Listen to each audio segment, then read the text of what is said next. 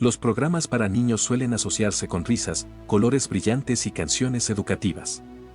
Pero a lo largo del tiempo, han existido propuestas audiovisuales que, aunque dirigidas al público infantil, dejaron una sensación extraña, incómoda o incluso aterradora. Ya sea por sus marionetas de aspecto inquietante, su extraña edición o su tono surrealista, hoy veremos los casos más bizarros de programas infantiles aterradores.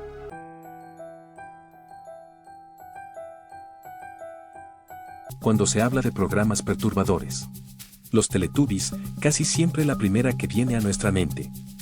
Para los que no la conozcan, es una serie colorida de los 90 destinada a entretener bebés. Sin embargo, detrás de su aparente inocencia, se esconde una atmósfera profundamente desconcertante. La serie fue creada en el Reino Unido por Anwood y Andrew Davenport, y desde su inicio generó una sensación extraña en ciertos espectadores.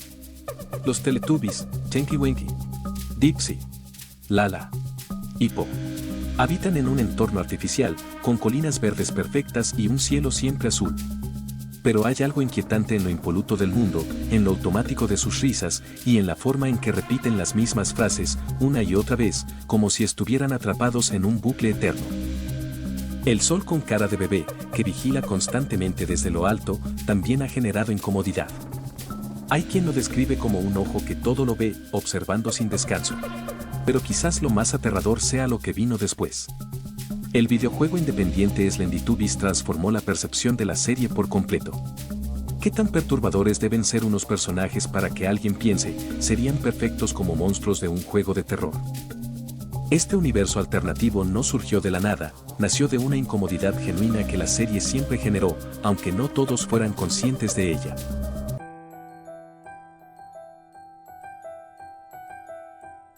Durante los años 90, millones de niños se sentaban frente al televisor para ver a Loonette y su muñeco Mally vivir aventuras desde su sofá mágico.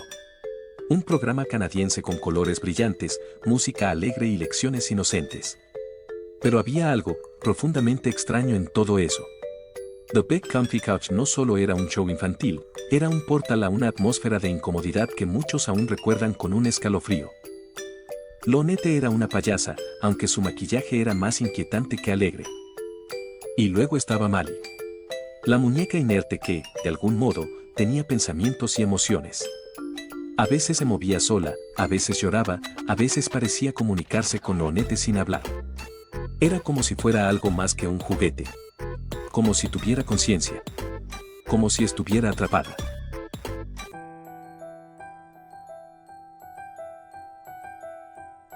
Boba fue un programa infantil británico creado por la misma mente detrás de los Teletubbies.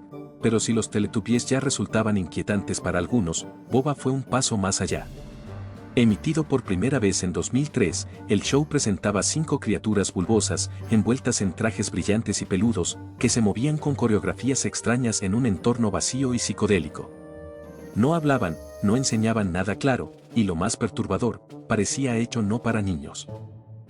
El programa fue promocionado como un experimento para estimular el movimiento físico en niños pequeños. Pero pronto empezaron los rumores.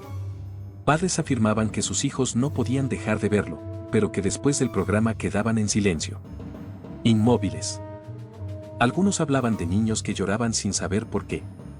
Y entre comunidades online, empezó a circular una teoría más siniestra, que Boba no estaba diseñado para educar, sino para programar. Se han hecho paralelismos entre Boba y técnicas de control mental. Las repeticiones, los ciclos de sonidos, los movimientos coreografiados, todo apunta a una estructura similar a ciertos métodos de disociación y sugestión. Aunque nada fue confirmado, el aura del programa cambió con los años. Muchos lo recuerdan como una experiencia surreal, incluso perturbadora, más que como entretenimiento infantil. Y si observas bien, los Bobas no sonríen. No tienen bocas, no emiten sonidos reconfortantes. Solo esos ojos fijos, sin expresión, observando desde lo profundo de sus trajes. Como si ellos también estuvieran atrapados en ese lugar sin nombre, ejecutando las mismas rutinas. Por toda la eternidad.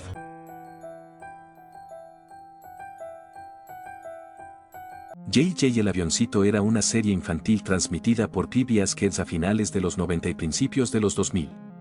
Su premisa parecía inocente, pequeños aviones con caras humanas viviendo aventuras educativas en un aeropuerto llamado Tarrytown. Pero para muchos, este programa jamás fue simplemente tierno. Lo primero que llama la atención es el diseño de los personajes.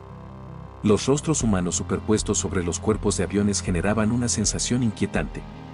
No eran caricaturas estilizadas ni animaciones 3D normales, eran rostros humanos reales, capturados y renderizados en una tecnología temprana que no lograba hacerlos parecer naturales.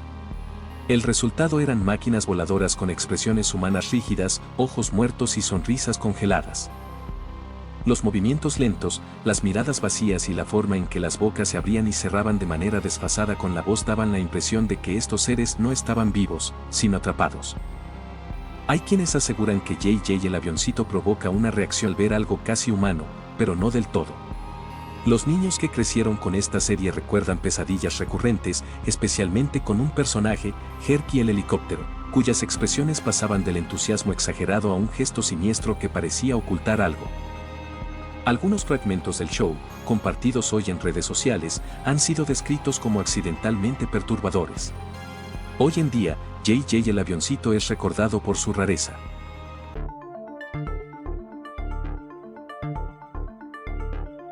Los Doodlebops fue una serie canadiense para niños que se transmitió entre 2004 y 2007. Presentaba a 3 personajes principales, Didi, Ronnie y Moe, miembros de una banda musical que tocaban canciones educativas mientras bailaban en sets artificiales con luces fluorescentes y decorados saturados. A simple vista, todo parece inocente. Pero basta con observar algunos episodios con atención para notar que hay algo que no encaja. Primero, sus expresiones. Sonríen constantemente. Incluso cuando no hay motivo. Incluso cuando ocurre algo incómodo. Sonríen aunque estén cayendo, discutiendo o lastimándose. Sus sonrisas se sienten forzadas. Hubo presentaciones en vivo de los Doodlebops en teatros para niños, pero varios padres comenzaron a reportar que los niños salían de los shows llorando o aterrados. Las grabaciones de esos shows han desaparecido. Solo quedan testimonios sueltos y un par de imágenes desenfocadas en blogs antiguos. Hoy, el show se encuentra prácticamente olvidado. Nickelodeon jamás lo volvió a emitir.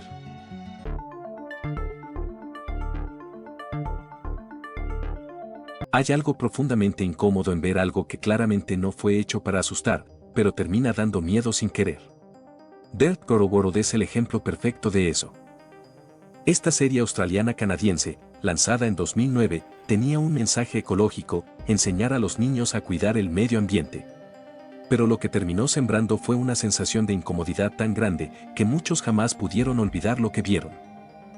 La razón principal es su estilo visual. Dirt Gorogoro mezcla animación por computadora con fotografías reales de rostros humanos pegados sobre personajes tridimensionales. El resultado es un desfile de figuras con cuerpos deformes y cabezas fijas, adornadas con sonrisas que no parpadean. Literalmente. Nunca parpadean. Los personajes no respiran, no tienen microexpresiones. Muchos niños reportaron sentirse vigilados mientras lo veían. Algunos apagaban la televisión a mitad del episodio, con el corazón acelerado, sin saber explicar por qué. Otros lloraban cuando Dirt Gorogoro sonreía demasiado tiempo sin moverse. Dirt Gorogoro terminó después de 2 temporadas. Nunca fue cancelada oficialmente, pero su desaparición fue repentina.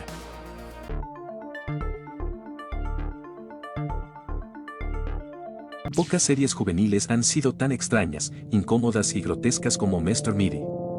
Emitida por Nickelodeon entre 2005 y 2009, la serie usaba marionetas para representar a 2 adolescentes que trabajaban en un puesto de comida rápida dentro de un centro comercial. Pero lo que parecía una comedia ligera pronto se transformaba, episodio tras episodio, en una pesadilla absurda de humor negro, deformidades físicas y situaciones que bordeaban el horror corporal. Josie Parker, los protagonistas, no solo interactuaban con clientes malhumorados o jefes molestos. En lugar de eso, sus aventuras incluían posesiones demoníacas, maldiciones, mutaciones, tentáculos que salían de la comida, órganos que saltaban del cuerpo, vómito como método de escape. Y más. El diseño de los personajes era repulsivo, ojos saltones, piel grasosa, dientes torcidos. Mr. Mitty nunca fue cancelada oficialmente por su contenido, pero sí fue retirada progresivamente de los bloques infantiles. Muchos padres se quejaban de que sus hijos tenían pesadillas tras verla.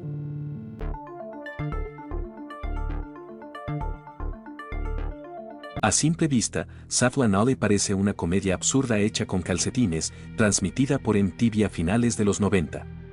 Pero hay algo en su ejecución que resulta inquietante. La serie está protagonizada por dos títeres de calcetines, Sifl, el blanco, y Oji, el negro con una voz más infantil. Su estilo de comedia era surrealista, plagado de diálogos sin sentido, personajes bizarros y segmentos que parecían sacados de un sueño febril. Pero lo perturbador de Saffron Alley no está en lo que se dice. Está en el cómo. Los movimientos erráticos, el humor que va de lo absurdo a lo siniestro sin previo aviso, y la atmósfera cargada de incomodidad te dejan una sensación difícil de explicar. Y luego están los momentos en que Sifl y Oji discuten existencialmente, se preguntan sobre el sentido de la vida, o narran historias inconexas que suenan más a confesiones reprimidas que a chistes. Se dice que la serie fue cancelada abruptamente por MTV sin dar explicaciones claras, justo cuando estaba tomando un giro más oscuro. Algunos creen que los creadores querían llevarla a un terreno más perturbador del que la cadena estaba dispuesta a aceptar. Hoy, Saffron Alley permanece como una anomalía. Una pieza televisiva que aparentaba ser humor para adultos alternativos, pero que tenía más en común con un delirio febril. Como si esos calcetines hablaran desde un lugar real. Hey, there you guys are. Don't tease me like that. Where'd you guys go? Actually, we didn't go anywhere. You kind of went somewhere. Well, I'm ready to do my scene now. So, do you still want to do the scene with me?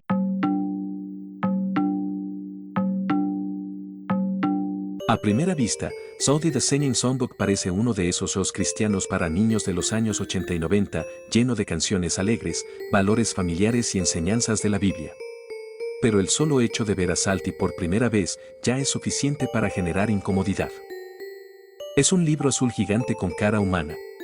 Literalmente un hombre disfrazado, con la cara pintada y atrapada en una especie de carcasa rectangular, sonriendo de manera forzada mientras canta con un entusiasmo exagerado. Y durante años, los shows de Salty fueron representados en iglesias, escuelas dominicales y festivales religiosos. Pero con el tiempo, los mismos cristianos empezaron a notar algo inquietante: el show no estaba educando, estaba asustando. Con los años, el programa fue descontinuado, pero algunos de sus videos aún circulan.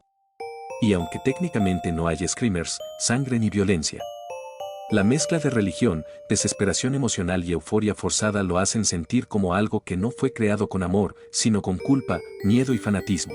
Sit up. Now lay down. Roll over.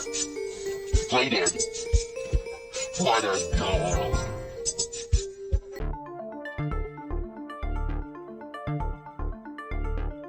A simple vista, parecen adorables.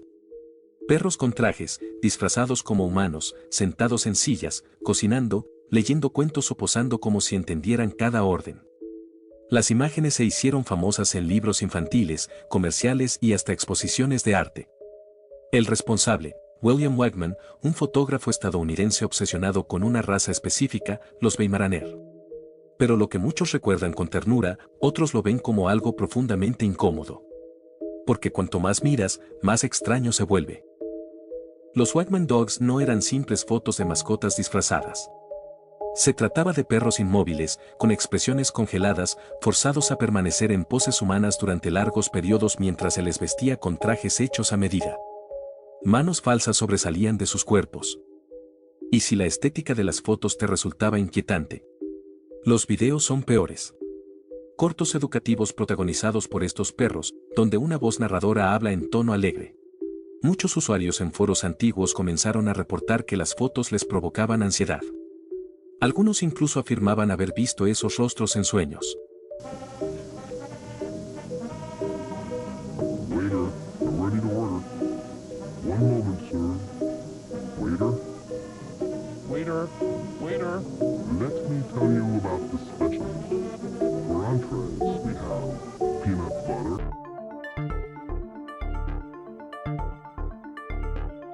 A simple vista, Peppermint Park parece un intento barato de competir con Plaza Sésamo. marionetas coloridas, canciones educativas, voces animadas, todo en teoría enfocado a enseñar a los niños. Pero bastan 30 segundos de metraje para darte cuenta de que algo está mal. El show fue producido en Estados Unidos durante los años 80, directamente para VHS, y aunque nadie sabe exactamente quiénes eran los responsables, los créditos están vagamente firmados por una compañía llamada Telepictures, que luego fue absorbida por Warner.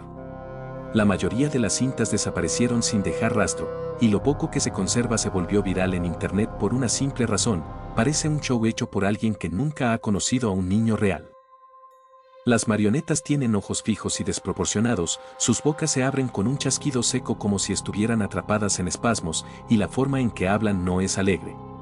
Es como si trataran de imitar a un humano sin entender cómo funciona el habla.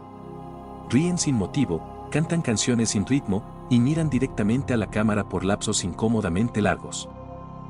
Peppermint Park no fue cancelado. Simplemente se esfumó. Y tal vez eso sea lo más inquietante, que un show así haya existido, que alguien haya grabado todo eso pensando en niños, y que hoy en día podamos seguir viendo esos fragmentos sin saber nunca si lo que estamos mirando fue realmente para entretener o para dejarnos marcados. That's what the three colors are on a stoplight. Oh, hi, Piggle. What are you doing there? Oh, hi, Wiley. I was just talking about the different colors on the stoplight. You see, this is the color red. Wait a minute, Piggle. What? Was this a working stoplight when you got it? Yeah, why? Exactly where did you get it from? Well, from that big pole on the corner, just outside. Why? Piggle, that light was very important on that pole.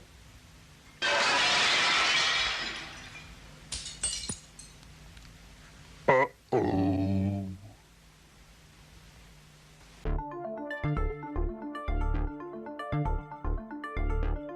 En Suecia, la televisión pública SVT decidió que la mejor forma de enseñar higiene y funciones corporales a los niños era mediante dos personajes animados llamados Bisochkags. En español, Pipi y Popó.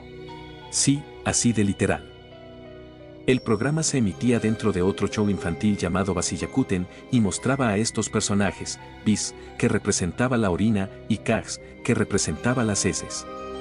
Pero lo perturbador no era lo que eran, sino cómo actuaban. La cámara hacía close-ups innecesarios, los sonidos estaban exageradamente amplificados, y los colores eran brillantes, pero no alegres, más bien artificiales, como si hubieran sido diseñados para estimular demasiado el ojo infantil. Pero eso no era lo más perturbador. Lo que realmente hacía que los niños quedaran en silencio o incluso lloraran, era la manera en que Bis y Kags hablaban, con un tono de voz que parecía burlón, excesivamente entusiasta, como si disfrutaran demasiado lo que estaban mostrando. Algunos padres reportaron que sus hijos comenzaron a repetir frases del programa a medianoche, sin razón alguna, como si estuvieran poseídos por una broma interna que solo ellos entendían. En foros suecos, se debate si realmente fue una herramienta educativa o si fue un experimento social disfrazado.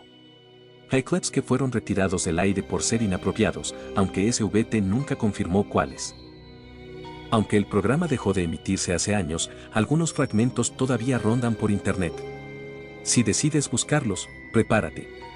No por lo que vas a ver, sino por cómo te vas a sentir mientras lo ves. Porque Bisochkags no es simplemente educativo.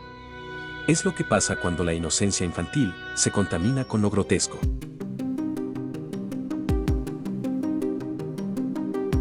En los años 70, en una Estonia aún bajo el dominio soviético, surgió un programa infantil llamado Mommy Ha Beats.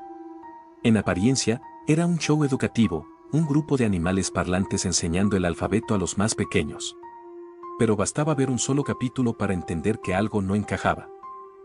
El personaje principal era Mommy, un oso gigante con ojos muertos, fijos, como si observaran más allá de la cámara o más allá del espectador. Su traje era áspero, mal confeccionado, pero lo verdaderamente perturbador era su movimiento, lento, mecánico, como si la persona dentro del disfraz estuviera atrapada. Su voz era grave, extrañamente pausada, casi forzada. El bosque donde vivían parecía más un limbo que un lugar alegre. Árboles estáticos, cielos opacos. Los personajes, incluyendo conejos y zorros, se comportaban de forma antinatural. reían sin motivo. Se quedaban mirando a cámara por segundos enteros. Hablaban del alfabeto, sí, pero con una seriedad ritual, como si estuvieran invocando algo.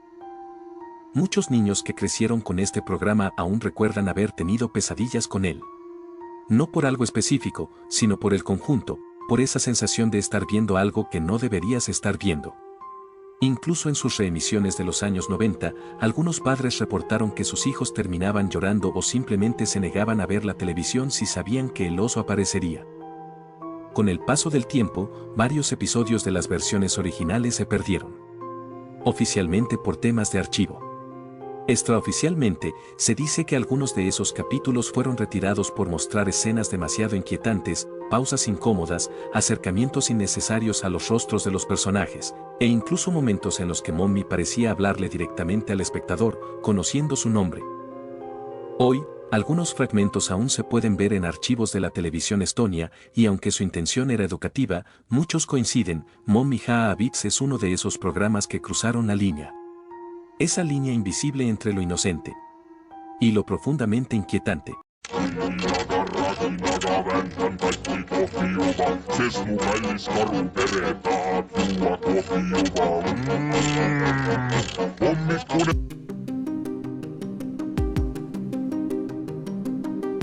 En los años 70, la televisión británica infantil tenía un aire extraño.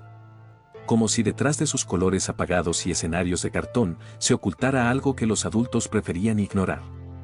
Pipkins es uno de esos programas. Y posiblemente uno de los más inquietantes jamás producidos. Se emitió entre 1973 y 1981. Su intención era educativa, presentando marionetas que hablaban sobre el día a día, las emociones y hasta la muerte. Pero lo que terminó construyendo fue una obra de arte accidentalmente macabra. El protagonista era Harley Hare, una marioneta con una voz áspera y aguda, movimientos erráticos y una expresión congelada en lo que parecía una mueca de desconfianza o dolor. Muchos niños británicos describieron su voz como la de un anciano enojado atrapado en un cuerpo que no controla. Pero Harley no era el único. Le acompañaban otros personajes como Topod, el mono, Tortoise, la tortuga, y Pig. Cada uno con sus propias voces incómodas, algunas chillonas, otras roncas, todas demasiado humanas. Demasiado reales. Lo perturbador de Pipkins no solo está en las marionetas. Está en los silencios. En la forma en que las escenas parecen durar más de lo necesario. En cómo las cámaras a veces se quedan grabando a Harley mientras no dice nada. Solo mueve un poco la cabeza, como si algo dentro de él quisiera salir. Pipkins terminó en 1981. Sin escándalos. Sin cancelaciones. Solo se desvaneció. Pero Harley Hare todavía aparece en convenciones, en vitrinas de coleccionistas, en clips de YouTube. Su rostro está intacto, con esa sonrisa forzada, esa mirada rota. Dicen que una vez ves a Harley, nunca olvida su voz. My name is Harley Hare, and today I'm going to talk to you about being naughty. Oh, hello. I've just been to the toy shop, and you know what I bought? Should I show you? Here it is. It's a glove puppet. And you know, you can do all sorts of things with a glove puppet. You can put it on your hand.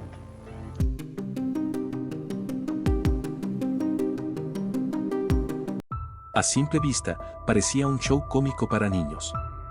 Su protagonista, Pee Wee Herman, interpretado por Paul Rubens, era un adulto con traje gris, pajarita roja y voz chillona, que vivía en una casa animada llena de muebles que hablaban, cortinas que tenían ojos y un sillón con rostro llamado Cherry que te invitaba a sentarte. Aunque su sonrisa parecía más una amenaza que una bienvenida. Pero había algo raro en Pee Wee's Playhouse. Algo que lo separaba de los demás programas. No era solo su estética surrealista ni sus personajes extravagantes. Era esa sensación de que estabas viendo algo que no debías. La cámara se movía de forma errática, los fondos cambiaban sin lógica, y los colores eran tan intensos que dolían a la vista. Todo el show parecía una mala alucinación disfrazada de infantil. Pee Wee hablaba constantemente con objetos inanimados. Pero no en tono amistoso, como se esperaría. A veces los regañaba, otras los ignoraba, y en ocasiones se quedaba callado, mirándolos en silencio, como si escuchara una respuesta que nosotros no podíamos oír. El personaje parecía vivir en su propio mundo. Pero el verdadero miedo vino cuando ese mundo comenzó a colapsar fuera de la pantalla. En 1991, Paul Rubens fue arrestado por conducta indecente. No entraré en detalles, pero el escándalo fue suficiente para que la cadena CBS cortara toda relación con él y cancelara el show sin aviso previo. Lo que es perturbador no es solo el crimen, sino cómo, al volver a ver los episodios con ese contexto, todo se tiñe de una oscuridad incómoda. Su risa ya no suena graciosa. Sus juegos ya no parecen inofensivos. Hoy, Pee-wee's Playhouse sigue siendo recordado como un show peculiar de su época. Pero si uno se sumerge lo suficiente, descubre que fue mucho más que eso. Fue un lugar donde la inocencia se desdibujaba con la locura. Y donde un personaje infantil terminó revelando, poco a poco, que detrás de la sonrisa exagerada, había algo que nunca debió estar frente a una cámara.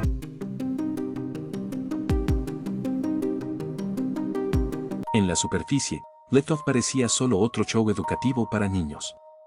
Un producto más de la televisión australiana de los años 90, lleno de color, personajes con trajes acolchonados y mensajes sobre la amistad.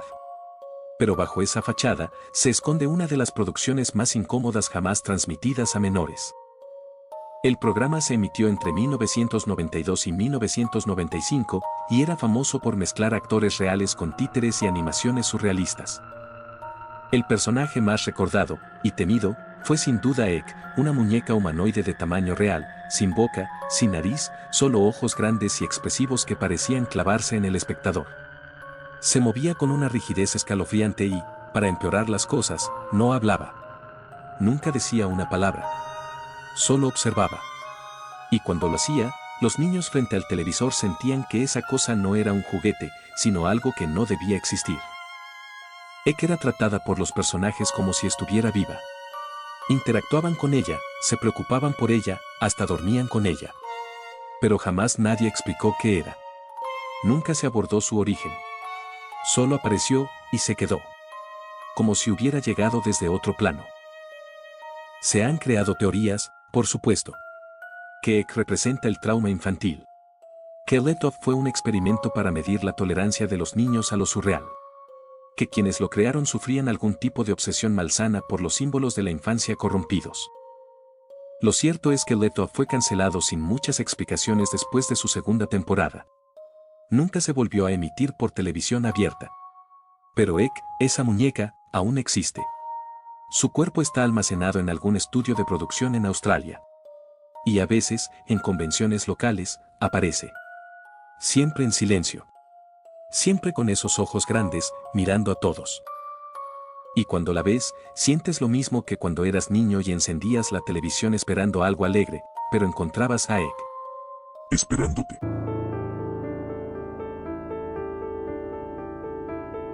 Hay personajes que nacen para entretener y hay otros que parecen haber sido creados en una pesadilla.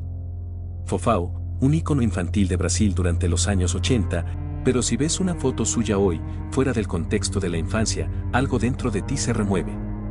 Ese rostro. Esa piel inflada como plastilina derretida. Esos ojos vidriosos y la sonrisa congelada en el tiempo. Fofao no parece un personaje para niños. Parece un error. El personaje fue creado por el actor Orival Pessini para el programa Balao Mágico. Su popularidad fue tan grande que obtuvo su propio programa, discos, apariciones en todo Brasil, y una línea de muñecos. Y aquí es donde comienza el verdadero terror. Porque hubo un rumor. Uno que se extendió como fuego por todo el país y sobrevivió décadas. Los muñecos de Fofao, según padres y medios, tenían un cuchillo escondido dentro. No era una metáfora. Se decía que, si abrías el cuerpo del muñeco, encontrarías una daga plástica o metálica oculta dentro de la estructura. ¿Para qué? Nadie lo sabía. Algunos decían que era un mecanismo de equilibrio. Otros, que era parte de un antiguo culto satánico. La noticia saltó a noticieros, y el escándalo fue nacional. Fofao dejó de ser solo una figura para niños y se convirtió en una leyenda urbana viva. Una figura demoníaca disfrazada de tierno payaso. Los más fanáticos aseguraban que el muñeco se movía solo. que por las noches hablaba, que despertaba si estaba en otra parte del cuarto. Historias de niños atacados, de muñecos que aparecían con sangre en las manos, de familias que los enterraban como si fueran restos malditos. Pero había algo aún más siniestro: el rostro de Fofao nunca fue enteramente explicado. El propio Orival Pecini confesó que su inspiración fue una mezcla entre Alf, el Chewbacca de Star Wars, y Ronald McDonald. Pero el resultado no era carismático. Era inquietante. Y a pesar de eso, millones de niños lo adoraban, como si algo en su diseño activara una respuesta inconsciente. Una mezcla de familiaridad y miedo. Años después, cuando Fofao intentó regresar en forma de cameos o especiales, ya nadie podía verlo con inocencia. Se había convertido en un ícono del horror, disfrazado de comedia. Fofao no es solo un personaje olvidado de la televisión brasileña. Es un recuerdo que no encaja. Un rostro que se aparece en sueños. Una sonrisa que esconde un filo detrás. Y un muñeco que, si aún existe en algún rincón del mundo, probablemente debería seguir sellado.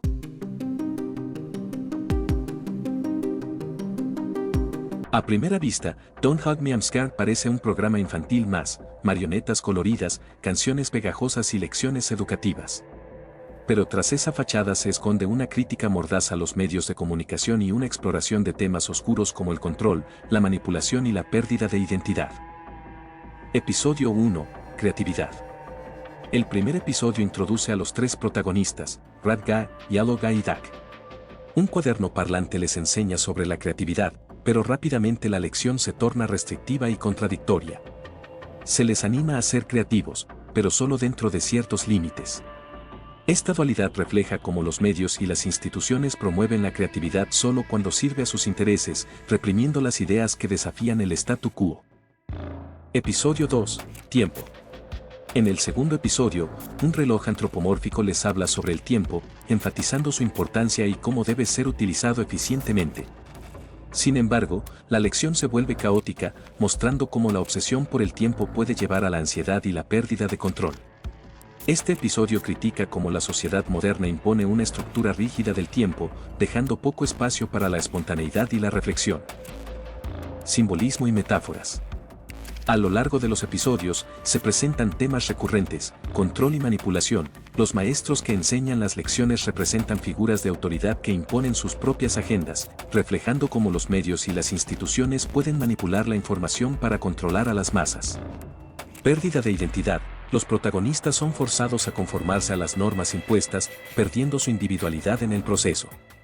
Esto simboliza cómo la sociedad puede suprimir la identidad personal en favor de la conformidad. Crítica a los medios. La serie parodia los programas infantiles, mostrando cómo pueden ser utilizados para adoctrinar y controlar a los niños desde una edad temprana. Roy, el observador silencioso. Roy, el padre de Yaloga, aparece ocasionalmente en el fondo, observando en silencio. Su presencia constante pero pasiva sugiere una figura de poder que supervisa y controla desde las sombras, representando a las corporaciones o entidades gubernamentales que manipulan sin ser vistas. Conclusión. Don't Hug Me I'm Scared utiliza una estética infantil para explorar temas complejos y oscuros. A través de sus episodios, critica cómo las instituciones pueden manipular y controlar, suprimiendo la creatividad y la individualidad. Es una obra que invita a cuestionar lo que se nos enseña y a buscar nuestras propias verdades. Don't Hug Me I'm Scared da para profundizar mucho más. De hecho tiene 2 temporadas y sacarán una tercera. Si quieren un video hablando a fondo del tema, déjenlo en los comentarios. Right, Mummy. Wait, what? I'm not Mummy. You are, Mummy, and that means we are a proper family again, doesn't it? It does, don't it? And now that we are a proper family, we qualify for the Grotons family discount again. Make the call, Mummy. Use those fingers and make the call. Make the call. Make the call. Make the call. Make the call.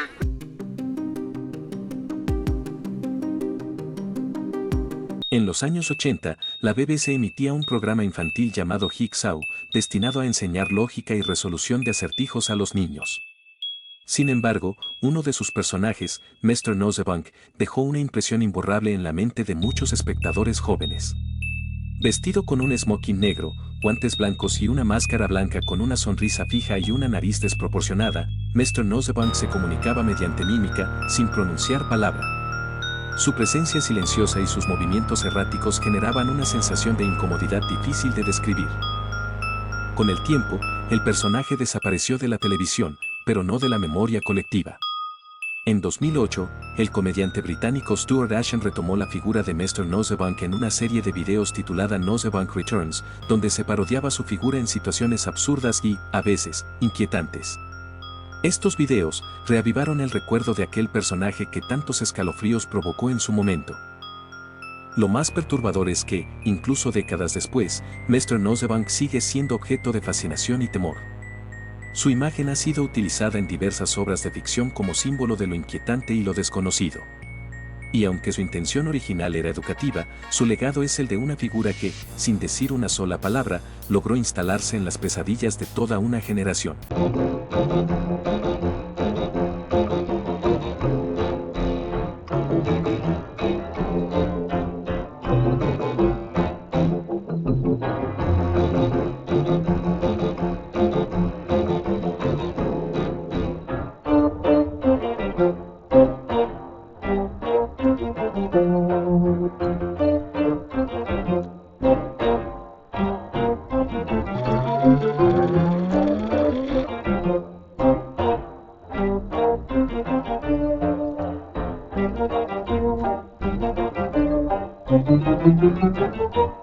Hemos descendido por cada capa, cada rincón de este iceberg plagado de programas que alguna vez fueron dirigidos al público infantil.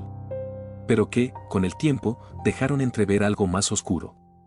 Algo que nunca debió mostrarse con colores brillantes ni con canciones alegres.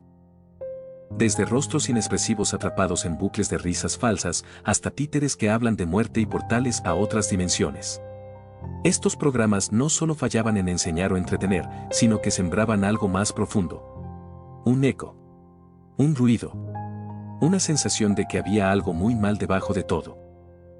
Y lo más perturbador de todo es que no se trataba de errores técnicos ni decisiones artísticas arriesgadas. Era intencional. Diseñado. Construido para colarse por las grietas de la infancia y quedarse ahí, latente, como una semilla de inquietud. Como si alguien, o algo, hubiera querido que los niños vieran más allá del televisor. Que se asomaran, sin saberlo, al abismo. Ahora ya no podemos desverlo. Porque lo verdaderamente perturbador no son los personajes, ni los disfraces, ni los títeres. Lo verdaderamente perturbador es que alguien los creó. Y millones de niños los vieron, sin entender lo que estaban presenciando.